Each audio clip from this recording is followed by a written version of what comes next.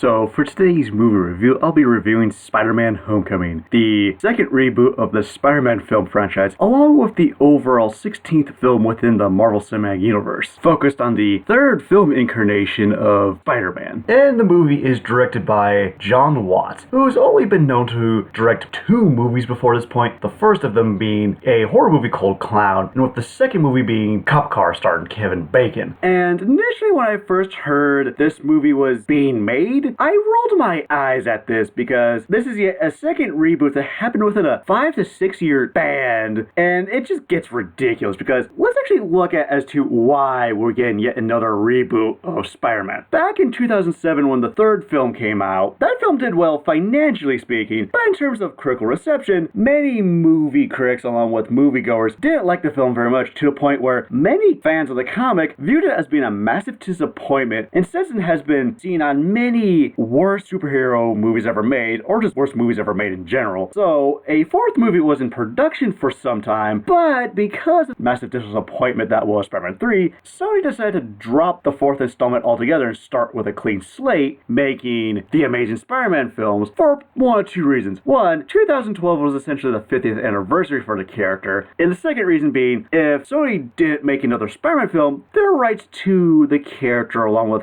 any other aspect related to Spider-Man would have expired, hence why we got the Mark Webb Spider-Man films. And with that film, it did well financially speaking, and in terms of critical reception, many people agreed it was a huge improvement over the third Spider-Man movie, but wasn't as good as the first 2 installments of the Sam Raimi trilogy. But because we live in this time period where everyone's attempting to make their own cinematic universe, Sony had the bright idea to make their own cinematic universe using Spider-Man characters, thus turning the Amazing Spider-Man franchise in what was supposed to be a trilogy into 4 movies with 2 spin-offs, one focused on Venom and the other one focused on the Sinister Six. But because The Amazing Spider-Man 2 didn't do so well financially speaking nor critically speaking, Sony went back to the drawing board, and essentially a deal was struck between both Sony and Marvel where Marvel could use the Spider-Man character as long as Sony still had the rights to the character. And now with the deal set in motion between Marvel and Sony, Marvel decided to introduce the Tom Holland incarnation of Spider-Man in Captain America Civil War, where the character was considered to be a major highlight of the film, despite not being a major character within the confines of that movie. So naturally, when it was announced that there was going to be a new Spider-Man film to take place within the cinematic universe focused on the Tom Holland incarnation of Spider-Man, many people looked forward to this because a lot of people wanted to see how this movie would fit in with the Marvel Cinematic Universe and wanted to see whether or not Tom Holland would play a good film incarnation of Spider-Man. Which leads into my 2 big questions for this movie. One, is Spider-Man Homecoming going to be a good reboot of the Spider-Man franchise? And second, will this movie fit nicely within the confines of the Marvel Cinematic Universe? As for the plot of the movie, after the events of Captain America Civil War, Peter Parker, now armed with a new spider suit, is more eager than ever to take part in a new mission side by side with his mentor Iron Man. But as time goes on with no word from Tony Stark in terms of when his next big mission is, Peter Parker decides to continue his everyday life as both Peter Parker and Spider-Man until one night when he comes across a band of criminals armed with the latest high-tech weaponry, only to soon discover that a new villain in the form of Adrian Toomes, aka the Vulture, is the one responsible for creating and selling these high-tech weapons. And with Tony Stark seamlessly ignoring Peter's warnings about the new villain, Peter Parker takes matters into his own hands and goes on a mission to prove to Tony Stark once and for all that he is totally worthy of being a part of the Avengers. In terms of what I liked about the movie, the Tom Holland incarnation of Spider-Man, in my opinion, is perhaps the best film incarnation of Spider-Man, because with the Tobey Maguire incarnation of Spider-Man, Tobey Maguire plays a good Peter Parker, but his Spider-Man could use some work. And with Andrew Garfield on the other hand, his Peter Parker is not really good, but I do feel that his Spider-Man is really good. So in a sense, Tom Holland is essentially that balance. He plays both a good Peter Parker and plays a good Spider-Man. Another aspect that I liked about this film incarnation of Peter Parker was the fact that he's the only superhero who has a secret identity. Now I know what you're thinking, but wait, the other 2 incarnations of Spider-Man has secret identity. What makes this one so different? Well, yes, the Tom Holland incarnation of Spider-Man does have a secret identity, but it's within the confines of the Marvel Cinematic Universe, because when you look at the way this universe is set up, no one has a secret identity identity, with the exception of Spider-Man, and that's it. Because ever since the first Iron Man film came out, none of the costume superheroes like Iron Man or Captain America bothered to maintain a secret identity of sorts. Granted, you got some characters like Black Widow and Hawkeye who are more spy-oriented, but again, those characters are more spy-oriented. I'm talking more about the costumed superheroes. So this film incarnation of Spider-Man is essentially a refreshing type of character because he's the only character within the cinematic universe to have a secret identity. And unlike his role in Captain America Civil War, his dialogue felt natural because if I describe his dialogue in Captain America Civil War, there are definitely some points where it felt natural, but then there are points in time where it almost almost became cringeworthy, but they were pulled back at the last second.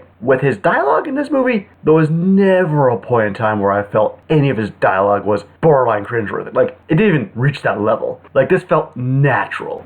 Also, this is how you do a proper Spider-Man reboot. Because the biggest problem with the first Mark Webb Amazing Spider-Man film was the fact that it basically retold the origin story of how Peter Parker became Spider-Man. And with a reboot, you really don't need to do that. Granted, the context behind how Peter Parker became Spider-Man is completely different from the Sam Raimi origin story. But here's the thing, with a reboot, you don't really need to do that. Because here's the thing, it's a reboot, people are already familiar with the character, you could just go straight into the story, and that's what this movie does. Granted, there is a moment in time in which the support character Ned asks Peter how he got his powers, and Peter just goes, "I got bit by a radioactive spider some time ago," and that's the only mention of the origin. Because the movie knows you already seen this in other movies, we're not gonna make a big deal about it, we're just gonna mention it here and just move on. And speaking of the supporting cast, let's start with Ned since I just mentioned him a few moments ago. And initially when I first saw the trailer to this movie and saw the Ned character, I had no idea who this character was. And upon doing research, he's essentially a really obscure character within the Spider-Man comics who works at the Daily Bugle and was brainwashed into becoming the third incarnation of the Hobgoblin. And again, upon seeing the trailer, I was kind of worried because I thought that this new character was going to be really annoying, but upon seeing him in film, he's actually really comical and plays well off Peter Parker. Granted, there's some moments in time where he causes problems for Pete, but there are just as many moments in time where he helps out Pete as well. And it's also nice to see an obscure character like this constantly interacting with someone like Peter Parker who isn't Harry Osborn, because anytime Harry Osborn has shown up in a Spider-Man film, they typically start out as being friends but then become enemies by the end. With Ned, on the other hand, he's a refreshing type of best friend character where he doesn't start out being good and then turn evil by the end of it. No, he's good by the start and good by the end. It just so happens to help out Peter Parker throughout the film. Then you have Iron Man, which was my biggest worry for the film because when you look at the advertisement attached to this film, regardless if it's like at the posters or the trailers, you see a whole lot of Iron Man, which worried me because I thought that Iron Man was going to take over the movie like it was his own. Thankfully, they don't do that because I describe essentially the roles in which Peter Parker and Tony Stark share within this movie. It's like the roles they had in Captain America Civil War, but in reverse, because with the third Captain America movie, Iron Man is a major character with that film, while Peter Parker was essentially a background character. This time, however, Peter Parker is the main character, while Iron Man, although he is a major support character, he's definitely in the background and only shows up when the movie demands it, which thankfully isn't all the time. And in regards to Tony Stark's role in this movie, it's essentially a continuation of his relationship to Peter in the third Captain America movie, where he's primarily a mentor figure towards Peter, but he also acts as a father figure to Peter Parker as well,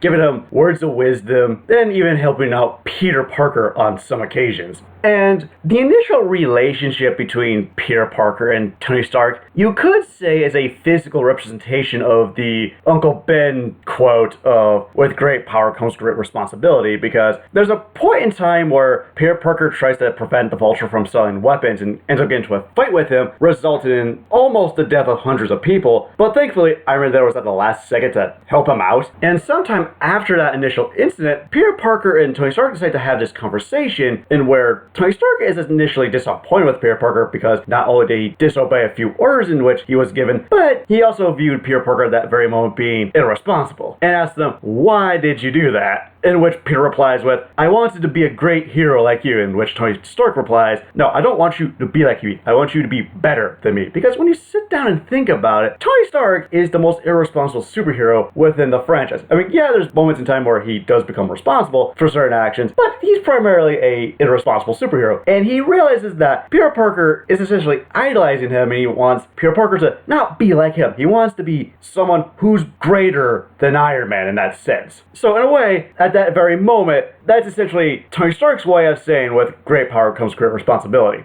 At least that's how I'm interpreting that entire sequence altogether. Then you have the Vulture. And the Vulture within this movie does the strangest thing. He manages to fulfill 2 checkpoints. The first of them being, he's not only one of the better villains to appear in a Spider-Man film, but he's also one of the better villains to appear within a Marvel Cinematic Universe movie. Because his overall depiction in this movie is nothing like his comic book counterpart, but it definitely works well for this continuity. And I think the reason why he works so well here, because here's a guy who's not trying to take over the world or destroy all of humanity. No, he's just trying to collect his junk and make it into technology to sell. That way he can provide for his family. He's essentially a blue-collar villain in that regard, which is why I think he works so well here. And the Vulture himself, from a design perspective, looks really cool, because when you see the design of him from the comics, it looks kinda goofy. But upon seeing his overall visual aesthetics within this film, he looks badass, and actually has a few good moments as well. And the Vulture's also one of those villains that has had a long and sad history with the Spider-Man franchise, because back when Spider-Man 3 was about to come out, originally he was supposed to be a villain in that movie, but got replaced by Venom in the later draft. Then when Spider-Man 4 was in production, apparently they wanted to go in several different directions with the villain. The first of them being that we would have seen either a Sam Raimi incarnation of the Lizard, then the second choice for a villain would have been Felicia Harding, who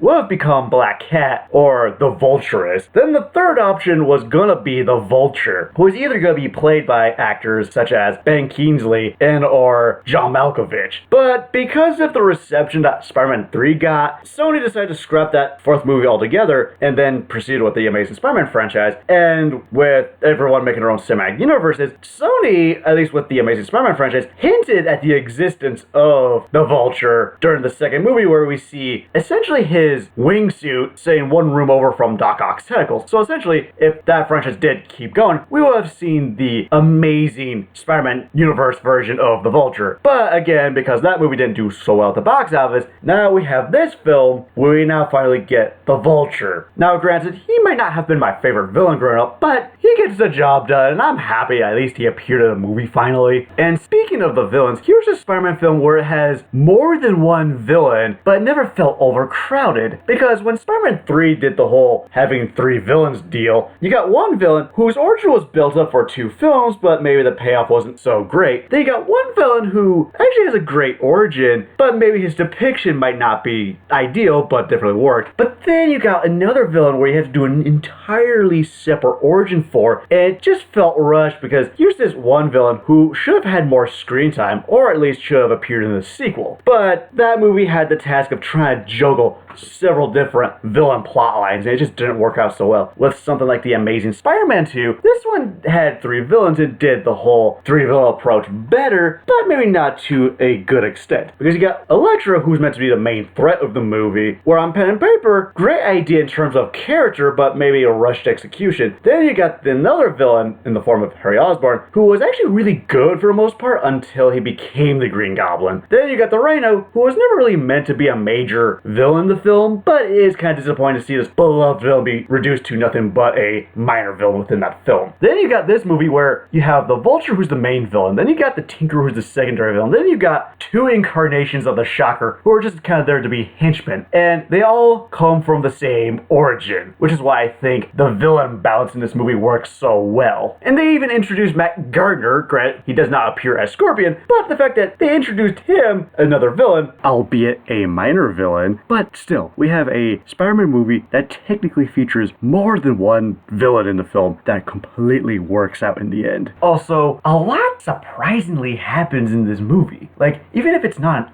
action sequence, there's almost always something going on to keep the viewer entertained. From seeing Peter Parker interacting with his classmates, him hanging out with Ned, him trying to come in contact with Tony Stark, and him battling the Vulture. There's almost always something going on. Also, out of the Spider-Man films, this one feels the most lively. Now, what do I mean by this? Anytime you read an issue of Spider-Man, they always make references to other superheroes or past events, and you do see Spider-Man occasionally hanging out or encountering one of the other superheroes like the X-Men, Fantastic Four, Daredevil. And that's how this movie is. They do make references to past several events, and you do have Peter Parker interaction with Iron Man several times throughout the whole movie. Because anytime you watch the Sam Raimi films or the Mark Webb movies, you don't really get a sense that he exists in a much bigger world. You only see how his world is. Like, it doesn't feel like a bigger universe is happening around him because of copyright issues, of course. With this, on the other hand, you definitely know he's a part of a much bigger universe, which feels most like a Spider-Man comic. Also, I like the scale of the story because it's not this big, grandiose, epic event. If anything, Spider-Man Homecoming is essentially the Phase 3 equivalent of Ant-Man, in that same sense of you have this movie that takes place after a major Avengers movie that came before it, and it's not in and of itself a big event. It's more of a side story that happens between big events, if that makes any sense. And it works well for this particular movie. In terms of what I dislike about the movie, honestly, this first criticism I have for the movie is more of a nitpick, that being Iron Man's new suit of armor, because I think from a design perspective, it looks ugly. Then again, I think they base it off the Ultimate Iron Man armor, which in of itself does not look very good from a design aesthetic. So yeah, I don't like Iron Man's armor in this movie.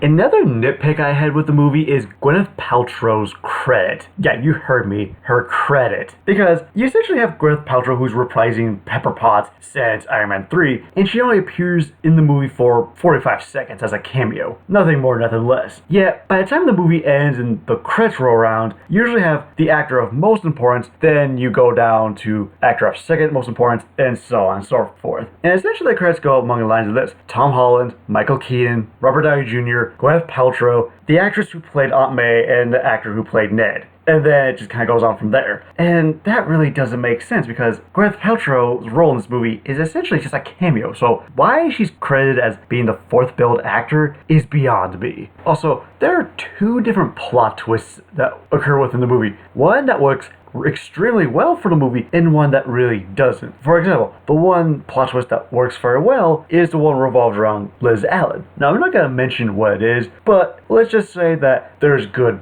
build up to it, and with the initial reveal of said plot twist, it provides for a good oh shit moment for the rest of the movie. Then you got the second plot twist revolved around the Michelle character, and even though I think it's meant to be more of an Easter egg type thing, it just doesn't work. Because everyone is still trying to recover from the plot twist revolved around the Liz Allen character, that by the time you get to the little plot twist revolved around the Michelle character, I think most people at that point in time would not be at full capacity to understand what that particular little reveal of the character was about. Hell, there's a few audience members that are like, what the hell's that about? And I was one of the few people who got the reference. And speaking of the Michelle character, even though she is really funny, I could have done without the character because I didn't think she was really relevant to the story. Like, to give you an example of how irrelevant she is to the overall story, Flash Thompson, the bully, a person who constantly antagonizes Peter Parker throughout the film, does more to help out Peter without realizing it than Michelle does altogether.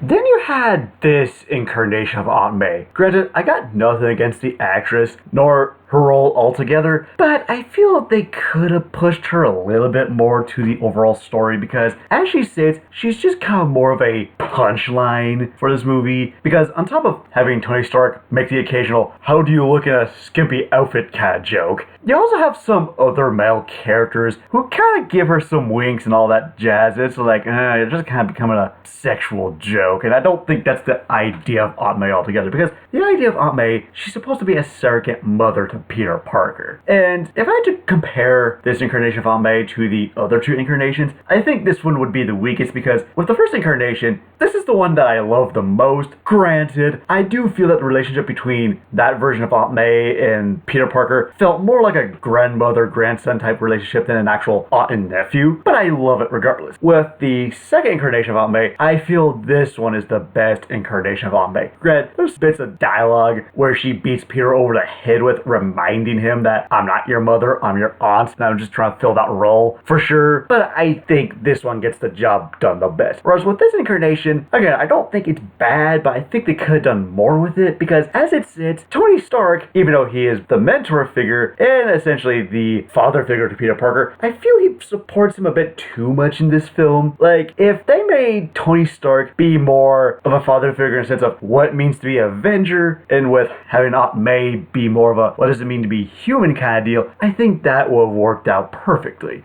And again, Tony Stark does just that, but I feel his boundary could have been pushed back a little bit to make room for more of the interaction between this incarnation of both Peter Parker and Aunt May. And I don't know if it was just me, but it feels like this incarnation of Peter Parker doesn't have his spider sensibility. Because between the three film incarnations, we definitely know what Tobey Maguire's and Andrew Garfield's depiction of the spider sense is like on film. With Tom Holland, on the other hand, I don't think he ever had the spider sense to begin with. Because anytime he is aware of the danger, it's not because he had spider sense. It was more because the artificial intelligence that lives within his suit tells him of the danger. And having a film incarnation of Spider-Man where he doesn't use the spider sense is just really dumb. That's like making an X-Men movie where Wolverine doesn't have his claws, or making a Captain America movie where he doesn't have his shield, or making a Thor movie where he doesn't have the ability to control, well, the thunder. Like, you see what I mean by him not having his signature ability? It just doesn't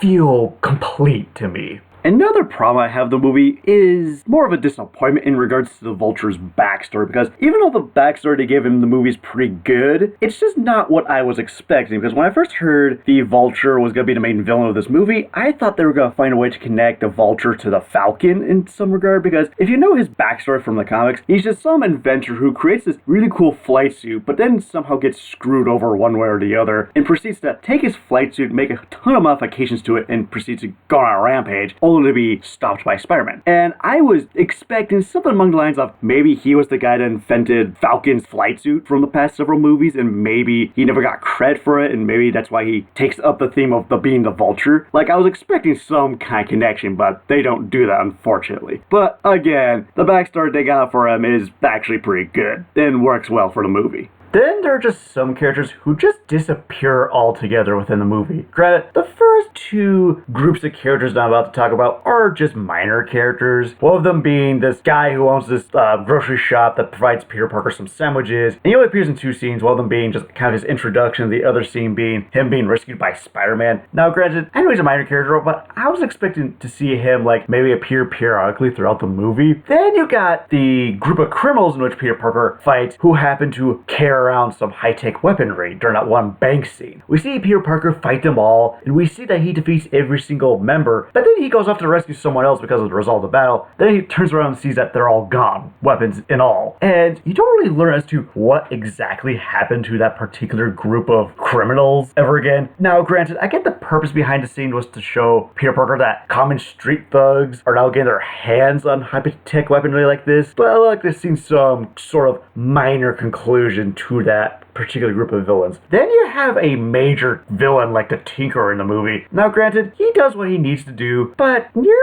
the end of the movie, he just disappears. Because on one hand, we learn what happens to the Vulture, we learn what happens to both incarnations of the Shocker, but then you get the Tinkerer, who's essentially kind of like the second bill villain of the group, and we just don't learn as to what happens to him. Like, the last thing we see him doing is making some modifications to the Vulture's tech. That's it. Like, I was almost expecting to see like like either a mid-credit or a post-credit scene of him selling high-tech weaponry to like other street criminals, but we don't even get that. And my last gripe about the movie is the overall depiction of Shocker, because on one hand, there's two incarnations of the Shocker, but I think we only needed just the one incarnation, and he never really left much of an impact with me per se, only because I think the actor was trying to take the role seriously. But I feel with someone like the Shocker, I think the performance should be a bit more over the top, and instead of having the actor that they chose to play that incarnation of the Shocker, I think they should have had someone like Bruce Campbell play the role of the Shocker. I think he would have been freaking hilarious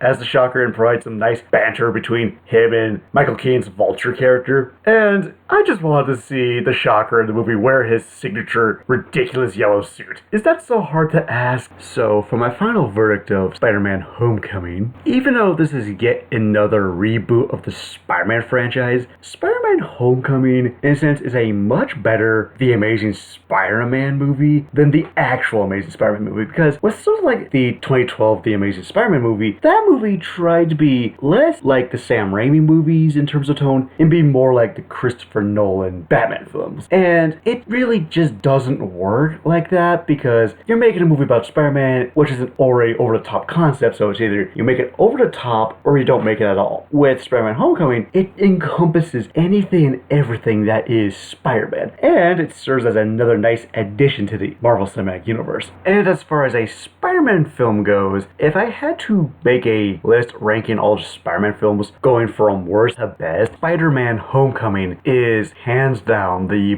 best Spider-Man film to date, because as I said earlier, it encompasses anything and everything that is Spider-Man. So overall, Spider-Man Homecoming is a really good movie altogether. And so before I give my final rating, what did everyone else have to say about Spider-Man Homecoming?